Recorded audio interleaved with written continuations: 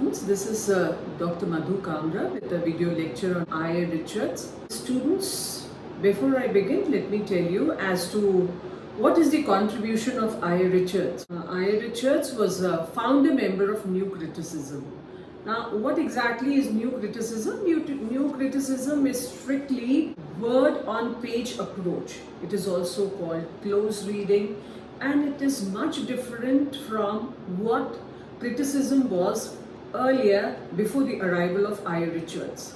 Now, I.A. Richards is also clubbed with T.S. Eliot as the fathers of New Criticism, and he is also rated as a founder of Anglo-American School of New Criticism. Now, as I told you, New Criticism explored the relationship between what a text says and how it says. So, this way, it explores much of what the text contains and strictly excludes all extra textual influences. So this way I.A. Richards added a new dimension by adding psychology and semantics to literary criticism, and let me tell you that semantics is the study of word meaning, and it also provided a theoretical foundation for building of verbal analysis, where you find that we focus attention on what a word signifies, or what a word implies, or what it says and what it refers to. So this way it predated cognitive stylistics by some 70 years. This is something which is very, very important. Now, what exactly is cognitive stylistics? It is a collaborative tool to explain the linguistic construction of worldview in text, and I.A. Richards laid the foundation for cognitive stylistics, and he beholds theories like scheme theory, cognitive metaphor theory, foregrounding theory, and also textual space theories in order to explore as to how a text is shaped primarily through the features which are contained therein. Now, coming to the life of I.A. Richards, let me tell you that his full name was Ivor Armstrong Richards. He was born on 26th Feb in Sandburg, which is a part of England, and was also an English critic, poet, teacher, linguist, and a philosopher. So this way you'll find that he was a formidable scholar with multi-dimensional approaches in the contribution to the body of literature and criticism. He also served as a mentor and teacher to other prominent critics like William Empson, F.R. Lewis, Brooks, Ellen Tate, and such others. Now, coming to the contribution which is made by I.A. Richards, he has a number of books to his credit. You have the title of these books on your screen now. First is The Foundation of Aesthetics, which appeared in 1922, and this was in collaboration with C.K. Ogden and James Wood. The second book was titled as The Meaning of Meaning, which appeared in 1923, and it explores the two uses of language, that is scientific and emotive. Coming to the third book, it is titled as The Principles of Literary Criticism, which appeared in 1924. And the most important book is Practical Criticism, which appeared in 1929, and it calls all readers to concentrate on words on the page. Next you have Coleridge and Imagination, which appeared in 1934. And last book on the screen is The Philosophy of Rhetoric, which appeared in 1936. So now, students, I focus on the essay understudy, which is Communication and the Artist, which makes the fourth chapter of the book Principles of Literary Criticism, which appeared in 1924. And it is this book which proposed that psychology is an integral part of creative art, and it also calls upon readers to use psychological theory in the analysis of creative art. And it also developed the unhistorical method of criticism. This is something that we are going to see later. And this essay also established practical criticism as an analytical tool. What is important is an analytical tool to enhance a reader's reading of the text. So let us see, what does Richards imply by communication as a generic term. Communication is transmission of experience from an artist to a reader or to a critic or audience. It depends upon the common experiences of the communicating party. Otherwise, communication will not take place. Experiences should be something that is understandable to the artist and to the reader. Only then the pleasure of experience in the form of art would be possible. Now, commonality of experience is imbued commonly with commonality of meaning we exchange. For example, a German speaker would try to look for something that can communicate to him in German if he is not well versed with English. Or an English speaker would look for something as his reading stuff in English if he is not familiar with, say, Hindi or any of the Indian languages. So here you'll find that the correspondence of experience has to fall within a given range so that a familiar milieu can be enjoyed. So criticism is the endeavor to discriminate between experiences and the process of evaluation. How to evaluate? Now let us see what is communication in specific. Communication is a social stimulus, whether it appears in the form of a poem or in the form of a play or in the form of an article. A social stimulus because researchers capitalize on what is shared as thoughts and experiences which are common to a society for which a text is being written. So communication thereby becomes a shared experience.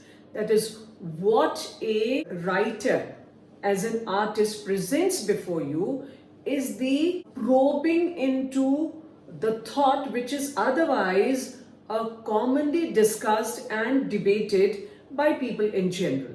So this way, when an artist speaks at large and brings out something as new information, that is meaningful sharing of an experience in the form of a new perception. So communication thereby becomes a kind of an experience which a poet or an artist encodes, and when a reader reads it, he has to decode in order to derive profit out of it. So this way you'll find that what a communicative choice is, that certainly adds to our individual experiences and broadens our sense of purpose. Now let us see if communication is in the form of a poem. So here you have on your screen poetry as art. Now poetry is regarded as a higher form of communication because it is more complex and at the same time it takes in a richer range of experience. So this way poetry becomes the supreme form of communicative activity, and at the same time it is also loaded with emotive language. So the four essential elements which I'll be talking later, that I.A. Richards believe is very important for language to be meaningful, has a wider scope in poem to appear. So what exactly is the concept of an artist or art?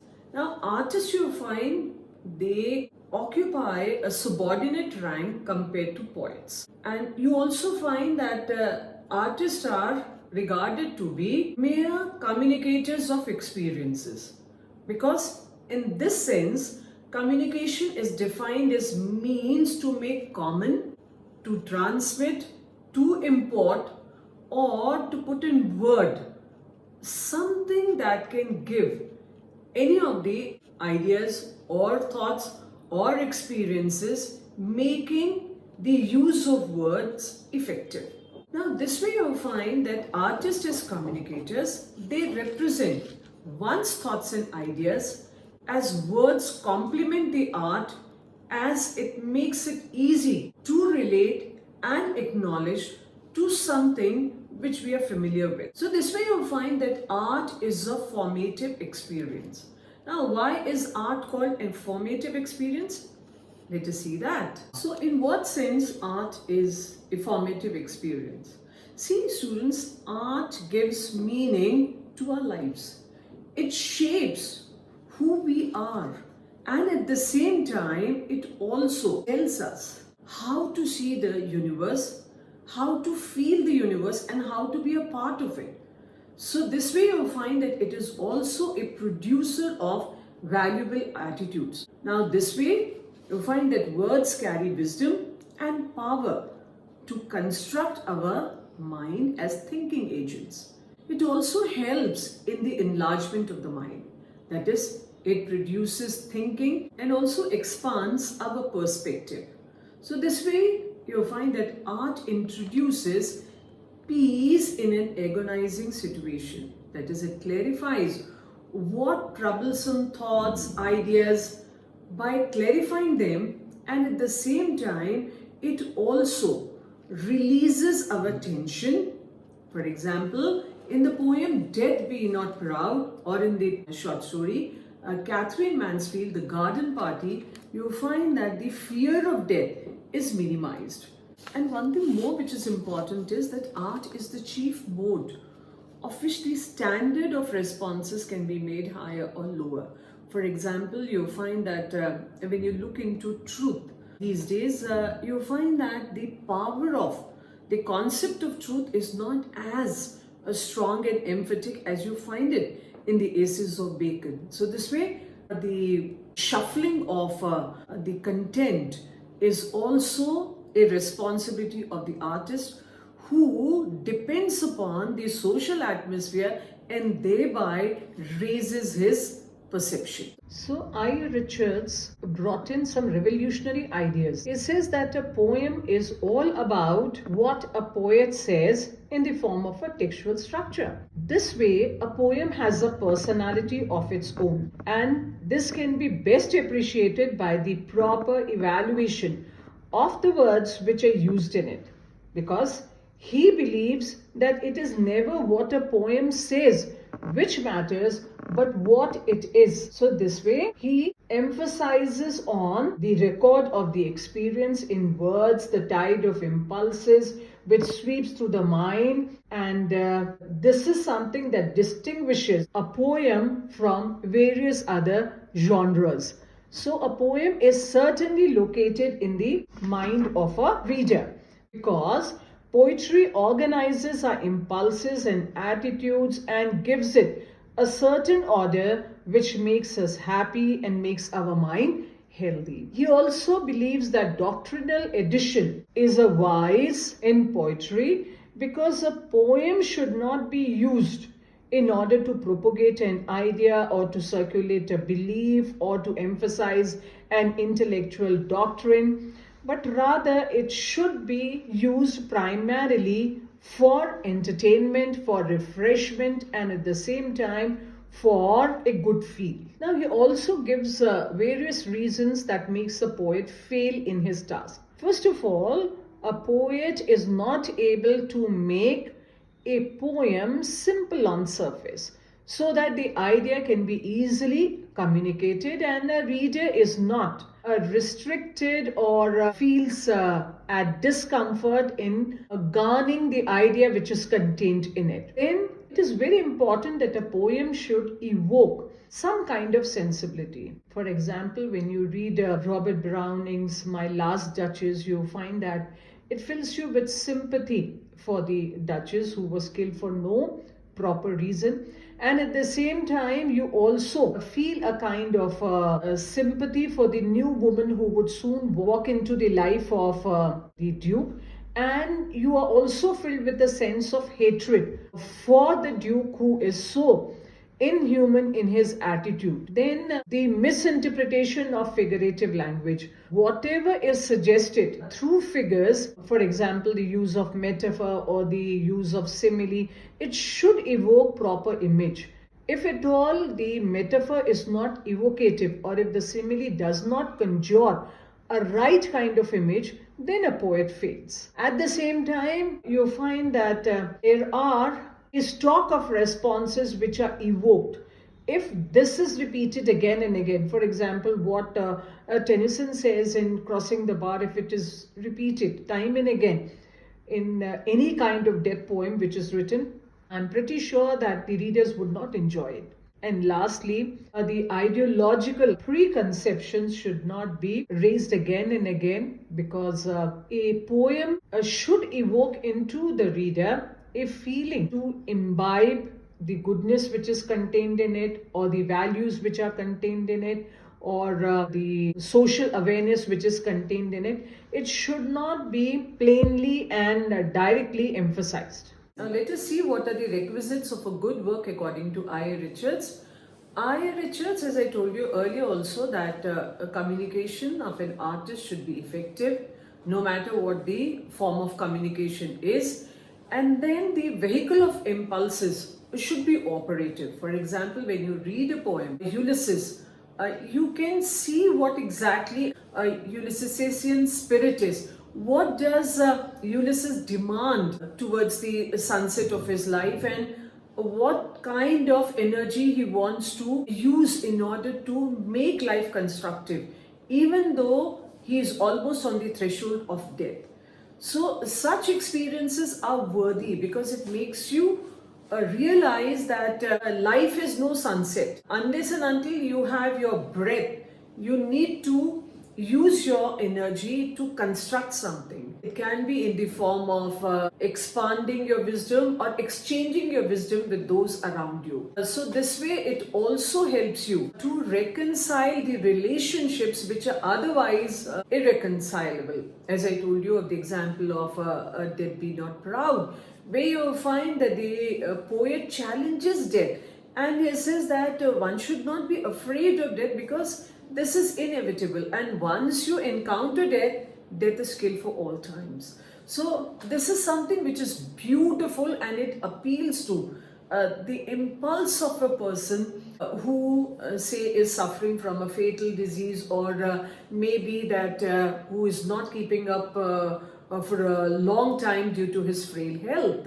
So coming to meaning, you'll find that it is something which is vital to new criticism, and there are several kinds of meaning. That is, no single meaning can be attached to one single word.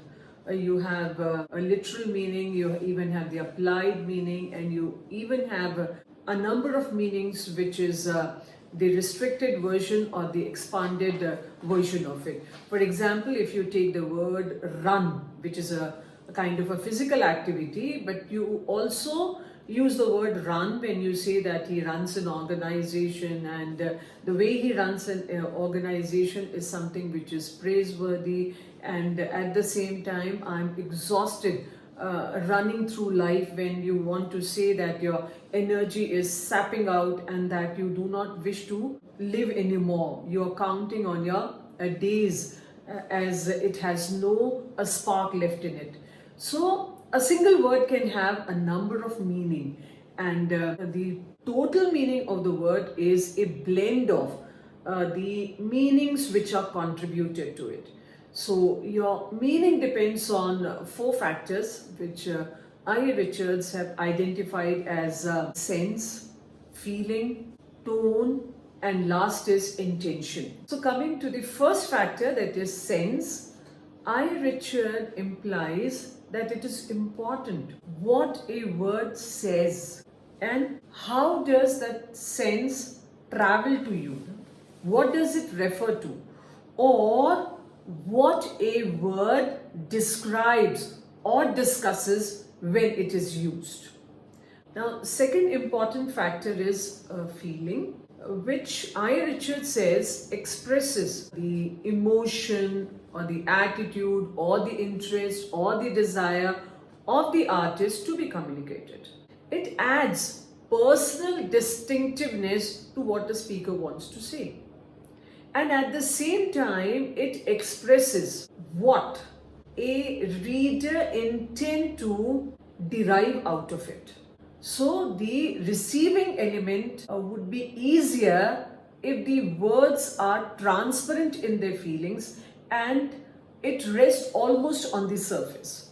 For example, if you read the poem, The Last Ride Together, you'll find that it is very apparent right from the first stanza, where Browning says that the beloved lowered her eyes and that held my blood. And then in the very next line, he says that the blood replenished me again. So here you find that the feel of elation and the feel of fear is very much clear, and that adds to the beauty of what is being communicated. Now, the third factor which is important is tone, which implies the attitude towards the audience as well as to the reader. For example, if you take the poem My Last Duchess, see the authoritative tone of the Duke when he is talking to the Count. So that makes it very clear to the reader that this Duke is cruel, tyrannical, and at the same time self-centered and arrogant too. Now, the last element which is now on your screen is intention, which implies what exactly is the motive of the artist. That is, in being very cautious in choosing apt word, proper word, and a suitable word, you'll find that he gives the purpose of what he wants to say. So this way you'll find that when you read a poem, these four elements are essential in order to explore not only the textual meaning but also the psychological intent of what is being communicated, and also your reception of what beautiful, what meaningful, and what authentic has been communicated to you. So dear students, if you want to read more about the contribution of I.A. Richards, you can focus on the last slide where I put name of some books for you to look into. Thank you so much for being with me.